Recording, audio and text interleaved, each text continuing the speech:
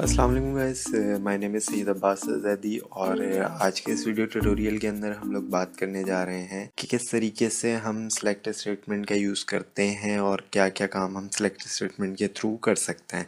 जैसे कि last videos के अंदर भी हमने सेलेक्ट स्टेटमेंट के बारे में पढ़ा था और सेलेक्ट स्टेटमेंट का जो हमारे पास सिंपल सा सिंटेक्स होता है कि हमारा एक सेलेक्ट का क्लॉज आता है, उसके अंदर हमारे एट्रीब्यूट के नाम आ जाते हैं।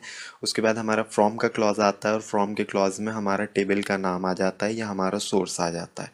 और अगर हमने ऑल एट्रीब्यूट सेलेक्ट करने होते हैं तो हम स्टैटिक का कीवर्ड उसके लिए यूज़ कर लेते हैं। उसके बाद हमने अपनी लास्ट वीडियोस के अंदर कवर किया था कि किस तरीके से हम बेसिक सेलेक्ट स्टेटमेंट का यूज़ करते हैं। उसके बाद हमने कवर किया कि हम सिलेक्टिंग ऑल एलिमेंट्स या ऑल एट्रीब्यूट्स हम किस तरीके से सिलेक्ट करवा सकते हैं किसी भी टेबल्स के। फिर हमने देखा कि हम अगर कोई स्पेसिफिक एट्रीब्यूट सेलेक्ट करना चाह रहे हैं किसी भी टेबल से तो वो हम किस तरीके से सिलेक्ट करवा सकते हैं। और उसके बाद हमने देखा कि यूज़ ऑफ अर्थमेटिक एक्सप्रेशंस जो हैं वो हम सेलेक्ट की स्टेटमेंट में किस तरह से कर सकते हैं। फिर लास्ट में हमने देखा कि हम लोग किसी भी एट्रीब्यूट को निकनेम या एलियस नेम किस तरीके से दे सकते हैं। तो आज की वीडियो के अंदर हम लोग कवर करने जा रहे हैं गाइस कि किस तरीके से हम लोग किसी भी यूज़र के या किसी भी ऑर्डिनरी यूज़र जो जिससे हम लॉगिन हुए हुए हैं उसके अंदर कितने टेबल्स मौजूद हैं ये हम किस तरीके से फाइंड कर सकते हैं या उन टेबल्स के नाम कैसे देख सकते हैं। सेकंड पे हम देखेंगे कि हम लोग किसी भी टेबल के एट्रीब्यूट्स के नाम कैसे देख सकते हैं कि उस टेबल के अंदर कौन कौन से एट्रीब्यूट्स एग्जिस्ट करते हैं। फिर थर्ड पे हमारा आ जाता है कि यूज़ ऑफ कॉन्कैटिनेशन ऑपरेटर कि किस तरह से हम दो एट्रीब्यूट्स को मर्ज करके प्रिंट करवा सकते हैं। और फिर यूज़ ऑफ कैरेक्टर और स्ट्रिंग, अगर हम कुछ दो एट्रीब्यूट्स के दरमियान में कोई स्ट्रिंग या कोई स्पेसिफिक कैरेक्टर प्रिंट आउट करवाना चाह रहे हैं तो वो हम कैसे करते हैं। और एंड पे हमारा आता है use of distinct keyword, distinct keyword हम कैसे यूज़ करते हैं और ये क्या काम करता है। तो आइए चलते हैं अपने एसक्यूएल प्रॉम्प्ट की साइट पे। इसको ओपन करने के बाद हम अपने ऑर्डिनरी यूज़र जो हमारा scott/tiger जिसका पासवर्ड है इससे हम लॉगिन हो गए।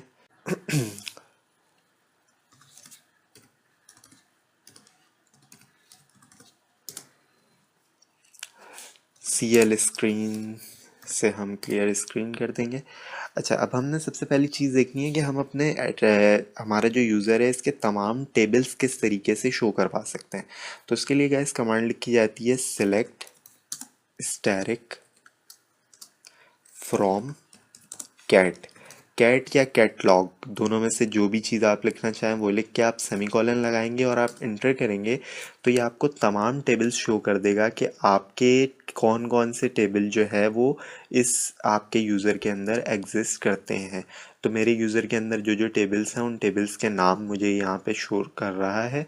एक मेरा टेबल है सेलग्रेड के नाम से है, एक टेबल मेरा बोनस के नाम से है, एक ईएमपी के नाम से है, एक डीपीटी के नाम से है।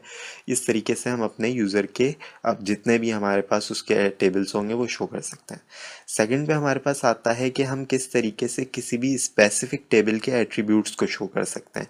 फॉर एग्जांपल यहाँ पे डीपीटी का एक टेबल है डिपार्टमेंट का, मैं चाह रहा हूँ कि मैं इसके तमाम एट्रीब्यूट्स देख लूँ कि इस टेबल में कौन कौन से एट्रीब्यूट्स एग्जिस्ट करते हैं। तो उसके लिए हमारे पास कमांड लिखी जाती है डिस्क्राइब, DESC भी आप इसकी जगह लिख सकते हैं या डिस्क्राइब पूरा लिख दें तो दोनों एक ही चीज़ है, कोई फ़र्क नहीं पड़ेगा, कोई एरर नहीं है। डिस्क्राइब और उसके बाद आप अपने टेबल का नाम लिख देंगे। मेरे टेबल का नाम है DEPT, तो मैंने टेबल का नाम लिख दिया। उसके बाद सेमीकोलन डाल के एंटर करेंगे तो इसने मुझे शो कर दिया कि मेरे DPT टेबल के अंदर जो है वो 3 एट्रीब्यूट्स एग्जिस्ट करते हैं, डिपार्टमेंट नंबर, डिपार्टमेंट नेम और लोकेशन। ये 3 एट्रीब्यूट्स एग्जिस्ट करते हैं। इसके बाद गाइस हमने देखना था कि हम कॉन्कैटिनेशन ऑपरेटर का यूज़ किस तरीके से कर सकते हैं। कॉन्कैटिनेशन ऑपरेटर बेसिकली होता है, फॉर एग्जांपल मैं चाह रहा हूँ कि मुझे एक एम्प्लॉय का नाम और उसका एम्प्लॉय नंबर दोनों चीज़ें जो है वो एक साथ या फॉर एग्जांपल ऐसा करते हैं कि एम्प्लॉय का नाम और उसके मैनेजर का नाम हमारे एम्प्लॉय के टेबल में जैसे हम डिस्क्राइब कर लेते हैं एम्प्लॉय के टेबल को। एम्प्लॉय का हमारा टेबल है, सॉरी मैंने सेमीकोलन नहीं लगाया तो इससे मुझे एरर दे दिया। एडिटर के लिए हम ईडी की कमांड का यूज़ करेंगे और अब बैकस्लैश करेंगे तो ये इसने मुझे शो करा दिया, एम्प्लॉय का टेबल डिस्क्राइब कर लिया। और अब अगर मैं चाह रहा हूँ कि एम्प्लॉय का table select static from cat कर लिया मैंने, ये सारे टेबल्स शो कर दिए। मैं डिस्क्राइब करना चाह रहा हूँ एम्प्लॉय को डिस्क्राइब EMP सेमीकोलन, सॉरी ये कुछ एरर दे रहा है, डिस्क्राइब EMP सेमीकोलन। ये डिस्क्राइब EMP सेमीकोलन जब मैंने लिखा तो इसने मुझे एम्प्लॉय के सारे शो करवा दिए कि इस एम्प्लॉय के टेबल के अंदर कौन कौन से मेरे पास एट्रीब्यूट्स जो हैं वो एग्जिस्ट करते हैं। तो ये मेरे सारे एट्रीब्यूट्स के नाम आ गए। अब मैं चाह रहा हूँ कि मेरे एम्प्लॉय का नाम और उसके मैनेजर का नाम MGR के नाम से इसके अंदर एक एट्रीब्यूट है, इसके अंदर हम उसका मैनेजर नंबर होगा। तो मैं चाह रहा हूँ कि उसका एम्प्लॉय नंबर और मैनेजर नंबर ये दोनों चीज़ें एक साथ प्रिंट हो जाएं विदाउट एनी स्पेस और एक ही एट्रीब्यूट के नाम के साथ। फॉर एग्जांपल मैं कहता हूँ सेलेक्ट EMP नंबर, और कॉनकैटिनेशन एक हमारे पास सिंबल होता है जो जिसके लिए हम ये डबल पाइप का साइन यूज़ करते हैं।